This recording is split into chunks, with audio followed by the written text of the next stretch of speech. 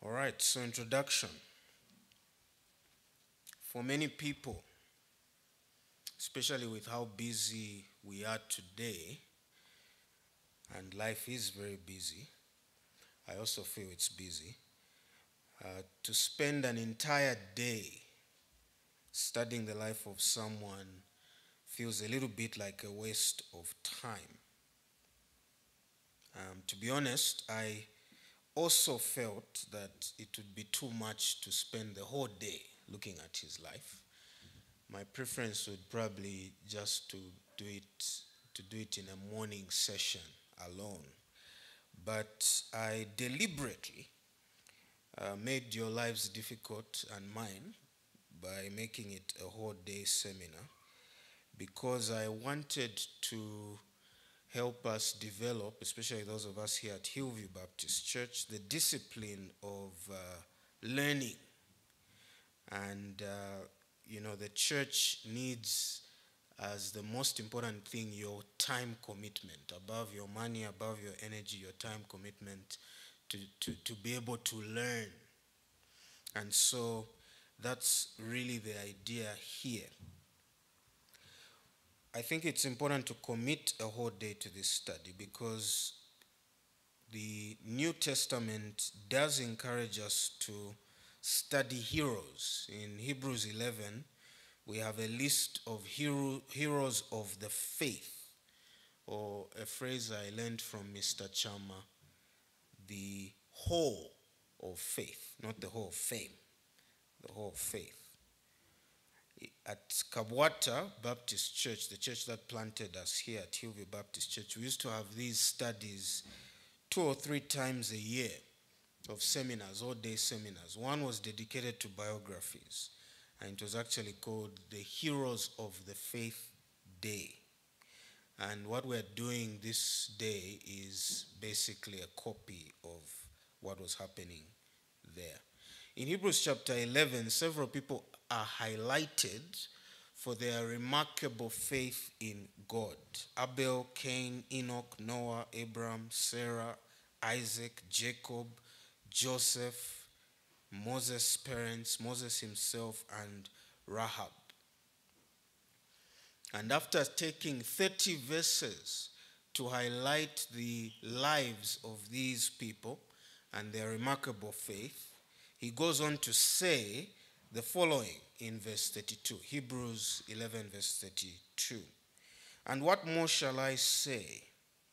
For time would fail me to tell of Gideon, Barak, Samson, Jephthah, of David and Samuel, and the prophets, who through faith conquered kingdoms, enforced justice, obtained promises, stopped the mouths of lions, quenched the power of fire, escaped the edge of the sword, were made strong out of weakness, became mighty in war, put foreign armies to flight. Women received back their dead by resurrection. Some were tortured, refusing to accept release so that they might rise again to a better life. Others suffered mocking and flocking, even chains and imprisonment. They were stoned, they were sawn in two, they were killed with the sword. Can you imagine? This is in the Bible. They went about, these words, they went about in skins of sheep and goats, destitute, afflicted, mistreated, of whom the world was not worthy, wandering about in deserts and mountains and in dens and caves of the earth. And all these, though commended through their faith, did not receive what was promised, since God had provided something better for us, that apart from us, they should not be made perfect. The numbers of such heroes of the faith are only increased after the Bible. After the Bible, we have so many outstanding men and women who went through many of the things that this verse describes. Great sacrifices and great demonstrations of faith in service to God. We need to know those stories. and we need to tell those stories. The reason why is given in the first two verses of the following chapter, Hebrews 12 verse 1. After listing out all these great heroes of the faith, the writer of Hebrews says, Hebrews 12 verse 1, therefore, in conclusion, since we are surrounded by so great a cloud of witnesses, let us lay aside every weight and sin which clings so closely, and let us run with endurance the race that is set before us, looking to Jesus, the founder and perfecter of our faith, who for the joy that was set before him endured the cross, despising the shame, and is seated at the right hand of the throne of God. So knowing these stories helps us to see that we have a responsibility, that these people who have gone before us from Bible times, even after the Bible, are actually watching. That's what it calls them, a cloud of witnesses. So they're not just having margaritas in heaven with Jesus. They're actually watching keenly and with great interest to see how are those who are coming behind us faring. And we have a responsibility to carry on from where they left off. And knowing these stories helps us see that the excuses we make and the challenges we face are no reason for us not to do what Hebrews 12 says, run the race with endurance. So then, let us consider the great missionary, explorer, and abolitionist, David Livingstone. So why study Livingstone's life in particular? Southern Africans, those who are in Southern Africa, have more reason than anyone to be well acquainted with the life of David Livingstone. Africa was only known in the lifetime of David Livingstone in its coastal region, so the areas around the coast. The interior was unknown. In fact, the assumption was that it was nothing more than desert. It was empty. No one could survive there. There was nothing remarkable, interesting happening there. They didn't think there were any people there. And so it was aptly named the Dark Continent. Even if you found a map in those days, it would be empty in the middle of Africa because they didn't even know what was there and no one had bothered to map it out. Some say the Portuguese had some maps which might be true, but they were inaccurate and speculative. For the sake of the gospel, David Livingstone ventured into the African interior to bring the gospel to the tribes that were there. For many tribes, he was the only white man they had ever seen. And he was the first to bring the gospel to them. He brought the gospel to modern-day interior Congo, Angola, Zambia, Tanzania, Mozambique, Zimbabwe, and Botswana. All those countries in the interior of them. He made people aware, and he made the world aware of the geography of the interior of those areas. He made people aware of the tribes that existed there and how the best routes that the interior could be accessed. If you live in these countries today and you know the gospel, you owe it in large part to the foundational work that David Livingstone did.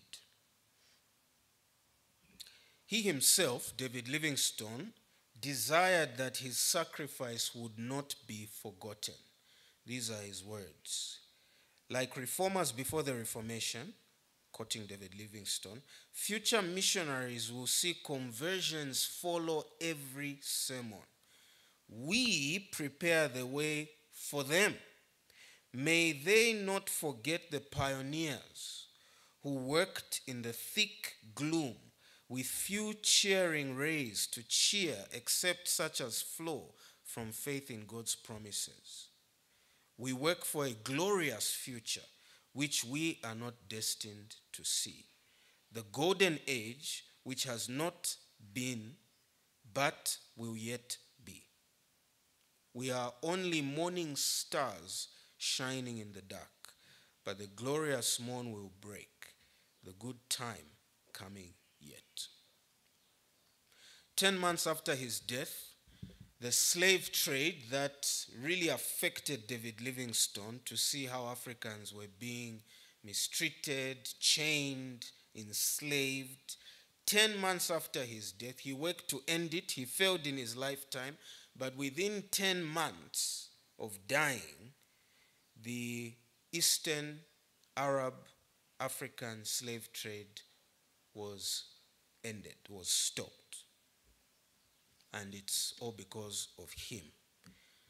The deaths of millions of Africans ended. 30 years after his death, the once dark continent of Africa was shared among 7 European countries at the Berlin Conference. And this helped. The negative thing is it led to colonization, but the positive thing is that it stopped the savagery that was happening in Africa, where tribes were killing each other and, destroying each other, because these European countries came into Africa and shared Africa out. They brought sanity and order and civilization into Africa. That was 30 years after he died. And by the way, that's what he wanted. He knew the only way we'll stop these Africans from sorting each other out, who are primitive in their thinking, in their actions, is by Europeans coming in and bringing in civilization. 50 years after he died, the railroads reached the interior of Africa from Cape Town, South Africa. Thus, the once dark and uncharted interior of Africa had commerce and trade, exactly what David Livingstone was praying for.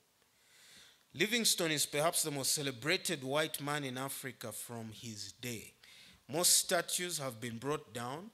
Most names that were given after colonialists have been changed. But places named by and for or after David Livingstone remain largely intact. In 1955, 100 years after Livingstone discovered and named the falls, his grandson, Dr. Hubert Wilson, went to Victoria Falls and unveiled a commemorative tablet in honor of David Livingstone's discovery.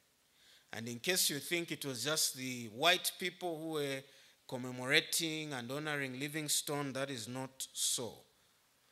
100 years after his death, in 1874, that was now 1974, 8 years after Zambia's independence, 1,000 people, led by the first president, Kenneth Kaunda, gathered at Chitambo village to celebrate or honor his life by unveiling a plaque and a memorial to David Livingstone at the site near his death.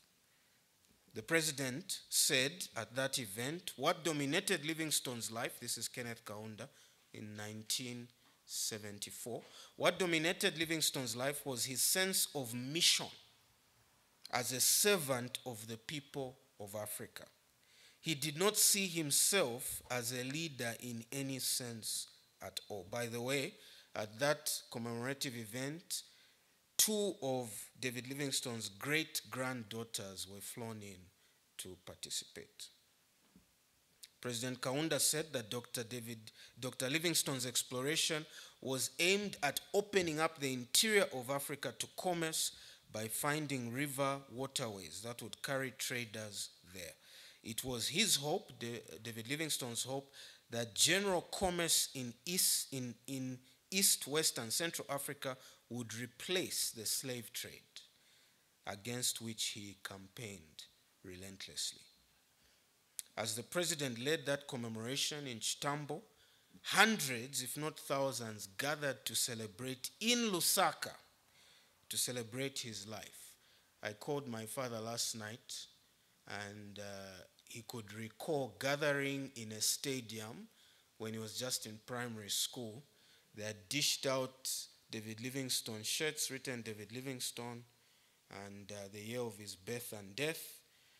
And there were these services held in stadiums packed with people to celebrate his life in 1974. Those of you who were alive, is there anyone here who was alive at the time? Very few. So that happened then. In fact, he encouraged me to go to the archives and get newspaper clippings because it certainly would have been recorded there. So let's get into his life, background, and formative years. David Livingstone was born in 1813 in Scotland. He was born with not very much at all. In fact, pretty much it would be like, in fact, it would probably be worse than the compounds, the kind of setting he was born. His father was a tea salesman who did not earn much. He earned so little that the children, David Livingstone and his two brothers, one immediately preceding and one after, were put to work while still kids in the local cotton threading making factory. So at just the age of 10, David Livingstone began to work there. Many children worked at the cotton mill along with adults. Children were advantageous because they had small fingers, they had small bodies, and so they could move around the machinery that was making the equipment, and their little fingers could reach the cotton and do all these things. And so David Livingstone started there at the age of 10. The schedule was extremely demanding. In fact, it basically robbed Livingstone and the children who worked there of a childhood. The day began at 6, in fact, 5:30. They had to be working before 6 a.m. If they were late, they risked losing their job. They worked until 8 p.m. Imagine, they reported at 6 a.m., knocked off at 20 hours in the evening. As soon as they knocked off, they went to school for another 2 hours. That takes us to what time? 22, eh? So the cotton mill decided to run a 2-hour school right after work for the children who were working. And so those children who had the stamina and the drive and ambition would stay on for those studies from 20 hours to 22 hours. So it was a 14-hour work day, 30 minutes for breakfast and about an hour for lunch. At 10 o'clock, he then went home, had supper, and studied for another 2 hours until midnight. He did this 6 days a week, Monday to Saturday, for 10 years. No childhood. David, however, was so committed to his studies that he would often go beyond midnight. And his mother, Agnes, would often have to come and confiscate his books and blow out the candle and tell him, hey, sleep, you need to be up early tomorrow for work. Their living conditions were very bad. The house was nothing more than a single room, just 3 by 4 meters. That's the room of my daughter. That's my daughter's bedroom. 3 meters by 4 meters. That was the house in which his 2 parents and he, along with his 4 siblings, lived. 3 boys, 2 girls. There were 2 demarcations for beds, and that was it. In that room, everything was done. Washing, cooking, reading, family time, reproduction. You understand what I'm saying? Everything was done there. No running water. Water had to be fetched from outside and carried upstairs. They were on a higher level. Communal toilets and bathrooms. They had to go outside to bath and use the bathroom. And these were communal. All those in the apartments would use the same toilets and bathrooms. David Livingstone lived in that cramped space until the age of 14, when he and his older brother moved to live with their grandparents. To compensate for such a difficult upbringing situation, David Livingstone had a rich Christian heritage. His father, Neil, a traveling tea salesman, was a committed Christian and saw himself as a missionary. Every door he knocked selling tea, monthly he would do around, through all the houses selling tea. He would leave tracts and he would have gospel conversations and evangelize to the people he encountered. For generations, the Livingstones lived by the motto of honesty. An older ancestor, an early ancestor of the Livingstones, on his deathbed gathered his children, the ancestors of Livingstone, and told them this: "Now in my lifetime, I have searched most carefully through all the traditions I could find of our family, and I never could discover that there was a dishonest man among our forefathers. If therefore any of you or any of your children should take up dishonest ways, it will not be because it runs in our blood. I leave this precept with you: be honest." And this was the defining, really, feature of David Livingstone's life: just faithfulness, honesty, fulfilling promises, especially to the Africans. It cost him dearly to fulfill the promises he made, but that's what God used in the end. David Livingstone wrote that his father was never rich, but Livingstone says, "My father deserved my lasting gratitude and homage for presenting me from infancy with a continuously consistent pious example. I revere his memory." David did not despise or become resentful at the hardships in which he grew. In fact, he said that if he could turn back time, he would not have it any other way. David had a hunger for reading and was very driven in his desire for education. With his first pay, the very first pay he got, he rushed off to buy a Latin grammar book and began learning Latin. He gave the rest of the money to his mother. What he would do is, of course, there was little time to read. He would put the book on the machines in the cotton mills, and he would read a line and move around, do whatever it is. They were passing under machines and, passing their fingers in machines and pulling cotton and pushing cotton. So he would read a line, walk around, complete a task, come back, read another line, complete a task, come back, read another. And slowly he worked through many books. In fact, he read almost every book he could find. And his interests were broad. He just hated novels. By the way, he also hated theological books. He called it dry theology. So he had no interest in that. His father had to whip him because he didn't want to read a theological book that he had been given.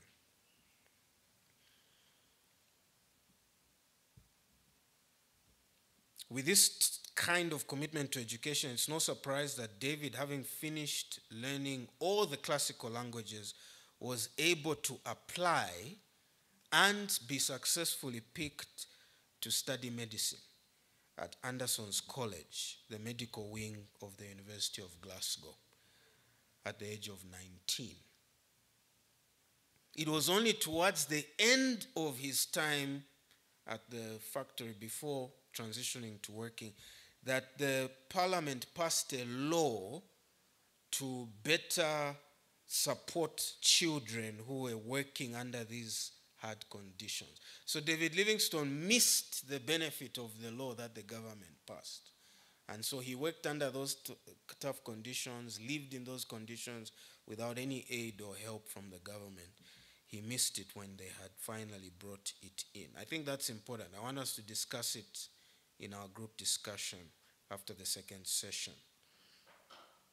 People who came from the cotton mill never went to college. In fact, they never even knew how to read or write. Very few children had the energy or stamina to remain after 20 hours to go and attend classes for 2 hours. Most of them were illiterate. For David Livingstone to have mastered the classical languages so that he could qualify for medical studies would have blown the minds of those at the university. David Livingstone had to raise his own money for his studies. So he had to save from the cotton mill the money he was making. Thankfully, he got promoted about 18 or 19 and was making more money. But in the end, he would spend 6 months at school and 6 months back at the cotton mill working. And his bosses at the cotton mill, the owners of the cotton mill, said, look, choose. We can't do this half-half thing. If you leave to go and study again, your job is not guaranteed when you come back. But he did not compromise on his studies. At the Andersonian, David learned anatomy, surgery, materia medica, while finding time to still learn Greek and attend lectures on divinity or theology. He had become a Christian at the age of 19, so it took him quite a while. Remember, he didn't like theology. He would often come under conviction when he'd hear the gospel preached, but he would brush it off. He was anxious to make things right with God, but felt unworthy to be saved. He said, I found neither peace nor happiness, which caused me, never having revealed my state of mind to anyone, often to bewail my sad estate with tears in secret. He finally pleaded with the Lord to save him at age 19, greatly helped by reading the writings of a Scottish preacher. He wrote about his conversion. Great pains had been taken by my parents to instill the doctrines of Christianity into my mind, and I had no difficulty in understanding the theory of our free salvation by the atonement of our Savior. But it was only about this time, at age 19, that I really began to feel the necessity and value of a personal application of the provisions of that atonement to my own case. Livingstone read about Karl Gutzlaff, a missionary and doctor to China, who had written tracts encouraging Britons to go to China, which at the time was the most populous nation in the world of 400 million, with hardly any Christians. So Livingstone set his mind on China. But in the providence of God, China got into a war with Britain, which closed that door. And on a chance meeting in London with a missionary from Africa, Moffat, David Livingstone heard about the work in China. And Moffat told him, Moffat, who had set up a mission station in modern day Botswana, which was the highest known point in Africa. Up above him was darkness. It was the Kalahari Desert that even the Africans would fail to cross. And so they just said, look, there's nothing there, there's no one there. And so that was the highest point at the time. And Moffat gave him this dream. And you know, David Livingstone, who had spent his entire childhood working with no time to play and be outside, was so enchanted to hear about Africa, where it's just bush and you're outside. And just the thought of being in the plains of Africa, exploring new areas, he just fell in love with the idea. Moffat told him about the smoke of 1,000 villages that rises at sunset in the distance, where no missionary has ever been. So David Livingstone wound up his studies. He graduated at the age of 20. I have it here, 26. He almost failed his exams, disagreeing with the examiner about the use of a stethoscope, but finally he was accepted. By the way, he had been offered a lucrative job as a teacher that he turned down. His heart was set on missions. He applied to the London Missionary Society, the LMS, a non-denominational institution that sent out missionaries to share the gospel around the world. They sent him a questionnaire to fill in, which he submitted. They never responded. Weeks or months later, his father had to write a letter to them to tell them about his self-driven ambition and work ethic to get himself to where he had reached. And it's only then that they responded. He was so committed to his studies, he had to travel on weekends. He went back to Blantyre, but his studies were in Glasgow, Scotland, 9 miles away. And he would go back home on weekends. He had a free ride on Mondays, but he decided to walk instead so that he would never miss his Monday class. That's how committed he was to his studies. Livingstone was a poor preacher. In fact, the London Missionary Society had given him to study under a pastor to be trained in theology. And the pastor was not impressed at all. He gave David Livingstone assignments to go and preach. One time he went to preach, and those days you were taught to preach without notes. So he stood in front of the congregation, read his text, and then he said, "Pardon me, I've forgotten what I wanted to say." And he walked out of the church and left for good. He wrote many times to people and said, "I'm a terrible preacher."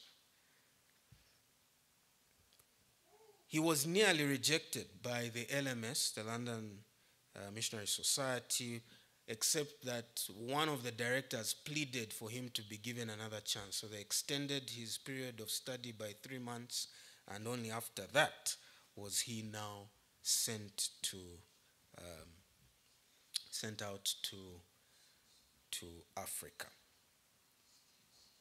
Let me look quickly at Africa at the time of David Livingstone. That should be page 6, those of you with notes.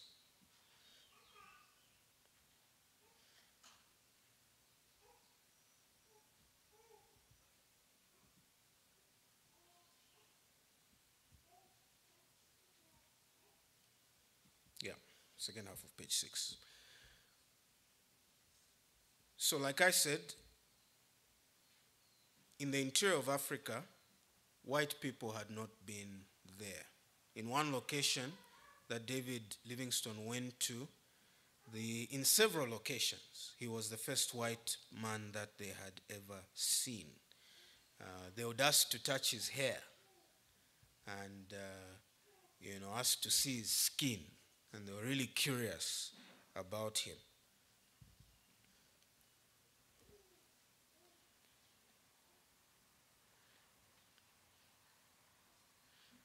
Large portions of people without land. Again, this was a very difficult place. The problem was that the interior of Africa was on a plateau. And that's why you have so many rivers, right, in the interior of Africa that have their source in the interior of Africa, and they flow down. The Nile, comes from the interior. Zambezi, obviously, from the interior to the coast, and so on. So it was on a plateau and was infested with two things that made travel impossible: the mosquito and the tsetse fly. Mosquito killed you as a human being. The tsetse fly killed your animal, your horse or your oxen that pulled the carriage or that you rode on. And so it was just so difficult. To make matters worse, from the bottom was the Kalahari Desert, which even the blacks said, "You can't pass through this and survive." So there were large portions of land that you traveled without seeing anybody. In the interior of Africa, it was survival of the fittest. Livingstone wrote, in the colony and far beyond it, civilization has exerted a powerful influence. He's talking about the mission station. Men and women are ashamed to be seen in a state bordering upon nudity. But immediately beyond the mission, when you leave the mission station, so where the mission stations are, the Africans are civilized. You just travel a short distance away from the mission stations, a few 100 miles, and you see people living in a state of complete savagism. I have seen several specimens pass through this, and really they give me a much better idea of the pure heathenism that goes on. Bows, arrows, assegais, which in the hands of those under missionary influence look non-lethal, become terrible weapons in the wild. They were lazy. The people he encountered, the Africans, were lazy. One of the tribes he encountered as he began to venture from the mission north was the Bechuanas. And he helped them to build a canal of water that could bring water close to their dwelling. And they thought he was a miracle maker. Like, whoa, he's able to dig a hole and water comes, to us. He says, this, I believe, is the first instance in which Bechuanas have been gotten to work without wages. They only worked when you paid them. It was with the utmost difficulty the earlier missionaries got them to do anything. The missionaries solicited their permission to do what they did, and this was the very way to make them show off their airs. He says, they began now to understand that I am not to be imposed upon or abused. The other day the chief came and begged something. I answered, Bubi, the name of the chief, you know I hate beggars. He disappeared in an instant. Some natives from a tribe about 100 miles south of this came on a visit while the dam was in progress and told the people that they ought to demand payment from me for the work. Next day, when they began to be tired, they told me what the strangers had said, adding that the missionaries at Kuruman, the mission station, always gave payment. So why aren't you giving us payment, Livingstone? I immediately left them. They followed me begging and asked that I should not stop to show them how to work. And he told them that actually you are the ones who are supposed to be paying me, not me paying you. He says it was not helpful that the missionaries paid the Africans to work because it spoiled them and affected their mentality. Interior of Africa was also dangerous. The country was infested with lions, and the Africans exercised careful precautions when leaving the safety of the village, even in the daytime. Livingstone was wondering why they were so afraid of these lions and so on and so forth, until one day a woman was killed and eaten alive by a lion. And as he heard through the night her family and children wailing, is when it really hit him to say that these people, this place is actually dangerous. And these animals actually kill these people. Weaker tribes, stronger tribes dominated, attacked, killed. Stronger tribes dominated, attacked, killed weaker tribes. For their own safety, certain tribes lived further in the desert, and they would plant their gardens further away from where they were staying, just so that the stronger tribes would be discouraged from trying to access them, because they were so much in the desert. These tribes would eat locusts and wild honey to survive, because they were so far in that they were away from water. Spiritually, the Africans were largely of tender heart and conscience, easily convicted when preached to, but resistant to the gospel. This made me very sad to read. On one occasion, one of the chiefs, Sekomi, after sitting by the missionary in a hut for some time, deep in thought, at length addressed Livingstone and said, this is what he told Livingstone. You see, Livingstone every Sunday would stop traveling and would gather the people he found and preach to them every Sunday. And so in this way, he shared the gospel with the many tribes he was seeing. This is what the chief said. Livingstone, I wish you would change my heart. Give me medicine to change it. For it is proud and angry always. Livingstone raised the New Testament he was holding, intending to explain the only way in which the heart can be changed. But the chief cut him off by saying, nay, I wish to have it changed by medicine, to drink it and have it changed at once. For it is always very proud and very uneasy and continually angry with someone. The chief then rose and left the hut. It was not uncommon, as especially at the mission station that he first landed at, when on Sunday when the preacher would be preaching, for the people gathered to come under such deep conviction that they would start sobbing and crying in the middle of the preaching. And they would walk off from the meeting before it was finished, wailing and crying, convicted about their sin. However, the reception to the message was almost zero. At Kuruman, the main mission station I talked about in Botswana, there were 350 to 400 people attending every Sunday, but only 40 who had committed to membership and been baptized. On top of that, the Boers, we know the Boers, the Dutch in South Africa, where ill-treated the Africans. In fact, everyone who came in ill-treated them. The Portuguese, who, by the way, were there in Angola, right, which is still Portuguese, Mozambique. So closed in were Portuguese from both sides. In fact, they were the big slave traders, the Portuguese. Then you had the Dutch from the bottom, from South Africa. And they also abused the Africans and killed them and sold them as slaves and kept them oppressed.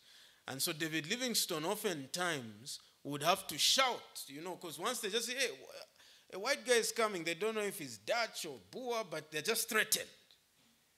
And sometimes they would come out with spears ready to kill him. And at times, David Livingstone would remove his hat and wave it and say, no, I'm not Dutch, I'm not Portuguese. Sometimes he would wave his British flag and say, no, I'm not one of those guys.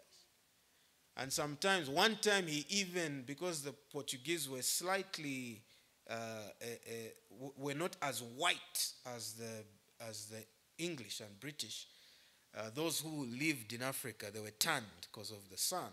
One time he had to sort of open up his shirt, tear his shirt open before he was killed. He said, look, I'm white, I'm British. I'm not one of these people who you are afraid of. Once they got to know David Livingstone and how he conducted himself so differently, they even began to now despise him. One time when he was walking on a journey with two servants helping him on the journey, they didn't know that he had learnt the language and he could hear what they were saying. And this is what the two servants were gossiping about him in their language. He is not strong. He is quite slim. He only appears so short because he puts himself in those bags, meaning trousers. He will soon faint. And Livingstone says he was so offended at this that he made sure he walked non-stop, outwalked them until they were really panting and saying, actually, he's actually strong. We didn't realize how strong this guy actually was. Let's talk a little about his first missionary journey, and then we'll take a tea break. This is now page 8, I think. Might have moved around.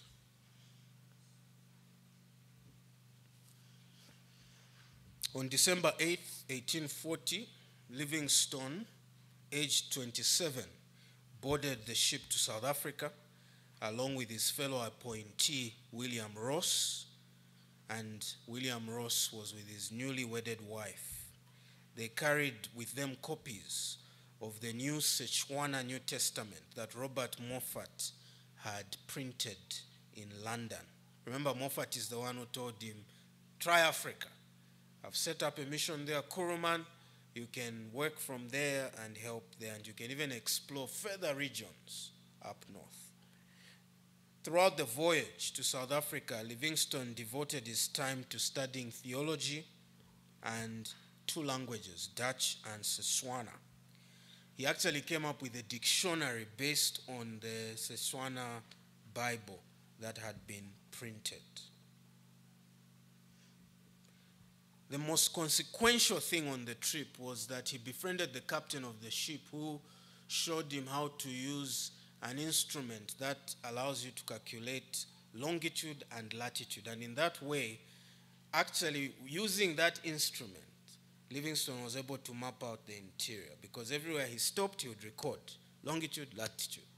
And it's the village here, these are the tribes here, and the next stop he would record. And he had so much data that he was able to just trace out.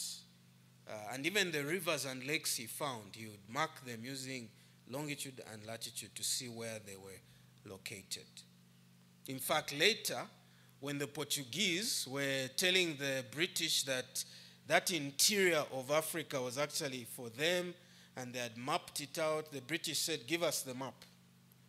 And the Portuguese submitted their map. They sent it to Livingstone in England. And they said, can you verify that this is accurate? And Livingstone said, no, wrong. And he corrected, because he knew just where everything was, because he had been mapping it out with the sextant, the device that calculated longitude and latitude. Livingstone, it was a 3-month journey from England to South Africa, another 10 weeks up to Kuruman, modern-day Botswana, where the mission was. Livingstone spent his initial time treating patients. This is what he writes. I have patients now under treatment who have walked 130 miles for my advice. And when these go home, others will come for the same purpose. There's indigestion. These are the names which I don't know, which are the prevailing diseases. When in the interior, many bad cases were brought to me at every village, and sometimes my wagon was quite besieged by these blind and lame. The fact of my dealing in that medicine line, a little, is so strange and new. My fame has spread far and wide. You see, nobody was doing this. Nobody was going into Africa as doctors to heal people, when doctors were golden and could make money in England and in Cape Town and in the developed areas. And so news spread. There's a white guy, an Englishman, and he's healing and helping us for free.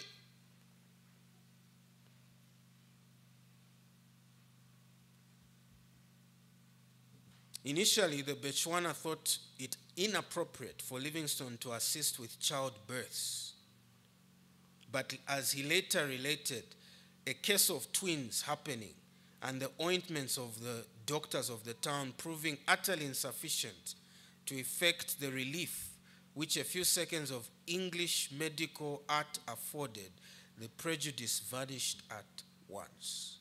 when they saw how he was able to help them deliver children far better and quicker than their own witch doctors, they said, "You are the man to now deliver all the babies." They even began coming to him for infertility issues. And Livingstone had to tell them, no, I'm just a doctor. I'm not a magician who can make you have children when you are unable. How are we doing with time? Okay, good. Let's end here and take, actually, let me just touch this quickly. Livingstone made 3 trips up north. Remember, he goes from Cape Town, actually Port Elizabeth, goes to Kuruman in Botswana. Then he made 3 treks up north. And his goal was to see where he could establish a new mission. He felt that the missionaries were all compact and busy in Kuruman when there was more work to be done up north. And so he made 3 treks, and it took him several weeks. He would be gone for 6 weeks, 2 months, 4 months on these treks. The first trip, he was invited by one of the missionaries he found at Kuruman, the mission station, Edwards. And they traveled with 2 Africans, and they were gone for 6 weeks.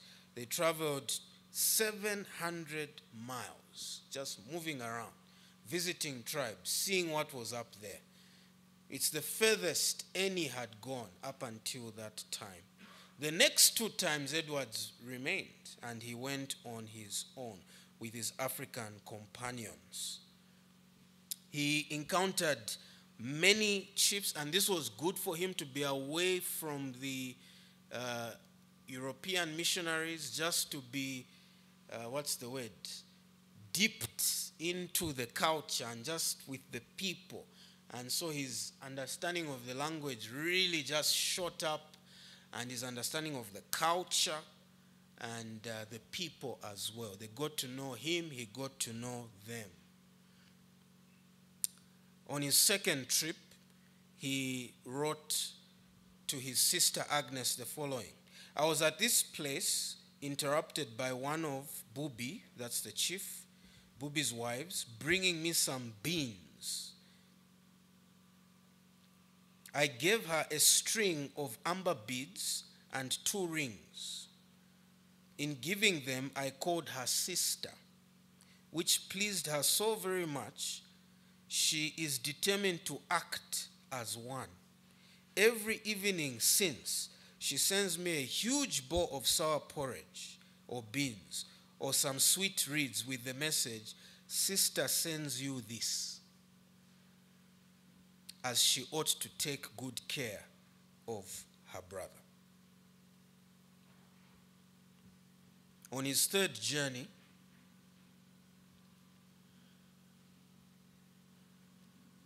this is a good place to end. He met a chief called Sesheli with his people. Livingstone described the scene of the great white throne, basically the judgment day, and God who would sit on it. In response to this teaching, Sesheli said, "You startle me, you scare me. These words make all my bones to shake. I have no more strength." Then the chief asked a difficult question. "But my forefathers were living at the same time yours were, and how is it that they did not send them word about these terrible things sooner? Why are we only hearing about judgment, the judgment of God now? Where were your forefathers to come and teach my forefathers?" All of them passed away into darkness without knowing where they were going.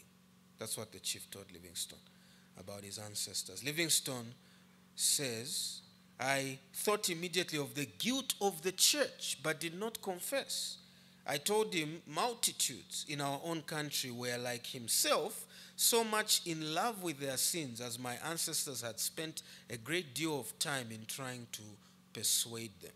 And yet, after all, many of them, by refusing, were lost." He added, following his exchange with Seychelles, I got out of the difficulty, the question he had asked, by explaining the geographical barriers in the north of inland south of Africa and the gradual spread of knowledge from the south. Pointing to the vast Kalahari Desert, Seychelles responded, "You never can cross that country to the tribes beyond. It is utterly impossible, even for us black men, except in certain seasons, when more than the usual supply of rain falls and an extraordinary growth of watermelons follows. Even we who know the country would certainly perish without them." His point was this: it's a good thing, you want to go and preach the gospel to the tribes up north, but you can't cross the Kalahari. The Kalahari is too difficult to cross. Even our own people fail to cross the Kalahari. And you could only do it in a small window outside of the heat of the sun to be able to cross through the desert and survive. Let's end the session there. Let's take a quick tea break, 10 minutes, then we'll come back for session 2. And we'll look at